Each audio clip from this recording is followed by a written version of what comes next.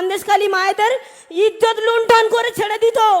আমাদের নেতার সামনে আমার সন্দেশখালী মায়েদের মধ্যে লতিকা মিস্ত্রি এখন 2 মিনিট কিছু বলবেন তার মনের কথা।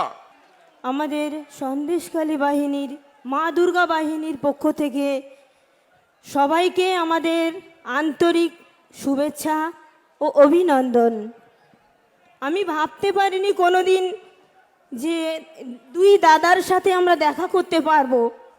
কোচবিহারে এসে যে 2 দাদা, আমাদের এই 2 দাদা, এনাদের সঙ্গে দেখা করতে পারবো। আমাদের লড়াইয়ের সঙ্গী এনারা আমাদের এই 2 দাদা। দিদিরাও আছেন, এনারা অনেক সংগ্রাম করেছেন আমাদের ন্যায্য অধিকার পাইয়ে দিতে। সবথেকে বড় কথা জানেন, নারীদের অত্যাচার, সম্ভ্রম, লুট, কোনো কিছুই বাকি নেই। আমাদের মেয়েদের কোনো ইজ্জত নেই মাননীয় মুখ্যমন্ত্রীর কাছে। আমরা নির্যাতিত ওনাদের কাছে। আমাদেরকে পায়ের জুতো করতে রেখে দিয়েছিলেন উনি।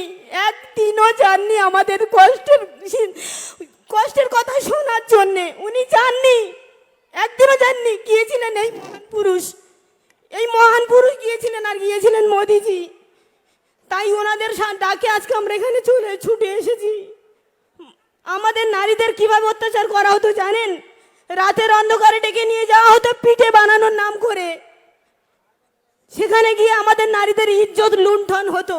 সন্দেশখালী মায়েদের ইজ্জত লুণ্ঠন করে ছেড়ে দিত। বয়স্ক বাবাদের রাতের অন্ধকারে ডেকে নিয়ে গিয়ে পুকুরে পানা পরিষ্কার করানো হতো। ভ্যানওয়ালা রিক্সাওয়ালা ভাইদের জোর করে নিয়ে যাওয়া হতো। কেউ যদি যেতে না চাইতো ল্যাম্পপোস্টের গায়ে বেঁধে পিটতো।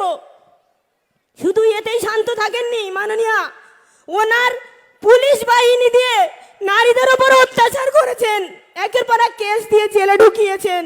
আর ওনার ওই দুলালের পুত্রদের উনি সিকিউরিটি গার্ড দিয়ে সুরক্ষিত রেখেছিলেন।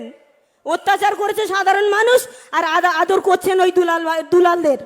মাননীয়া, আমি আপাতত এই পর্যন্ত আপনাদের কাছে বলেন নমস্কার।